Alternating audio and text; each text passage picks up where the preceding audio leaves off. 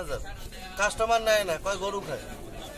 ফুলকপি নাকি এখন গরুও খায় না, এরকম অবস্থা আমাদের।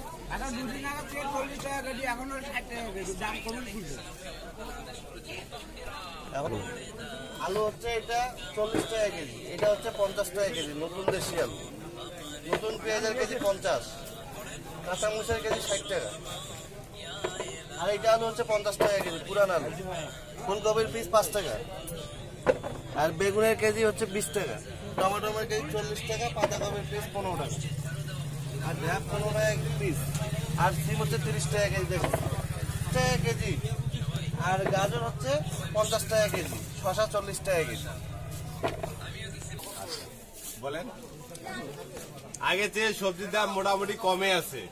ফুলের কেজি 8 টাকা 10 টাকা, বেগুনের কেজি 15 টাকা 20 টাকা, পাতাকপির পিস 20 টাকা।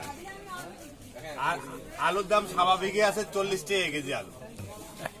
আচ্ছা, কাঁচা বাজারের দাম আগের চাইতে তুলনামূলকভাবে একটু কমছে আর কি, মানে স্বাভাবিক পর্যায়ে আছে।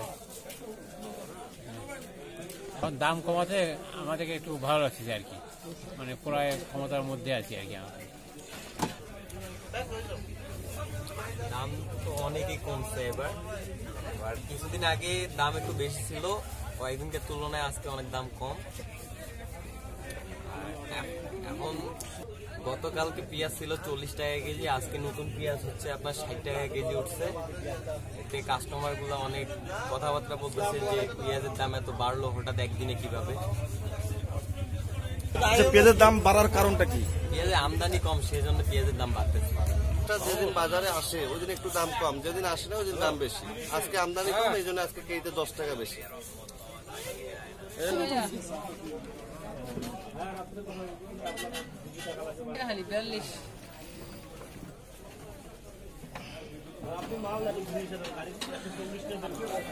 কত করে কমছে? অনেক কমে কমছে, কমছে। এখন হালি কত করে? এখন হালি 45 টাকা। আর দেশিটা? দেশিটা হচ্ছে আপনার 75 টাকা। সিম কত? 30 টাকা। আমি আমার বন্ধু লোকে দিয়ে বড় ভাই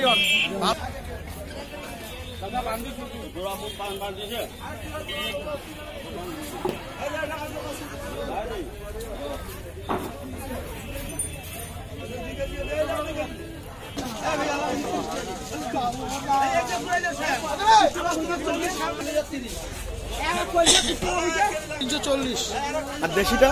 দেশি হচ্ছে 480। দাম বাড়ার কারণ? বাজার বাড়ছে, এখন উপর লেভেলে বাজার বাড়ছে, এখন নিচে তো বাজার বাড়বে।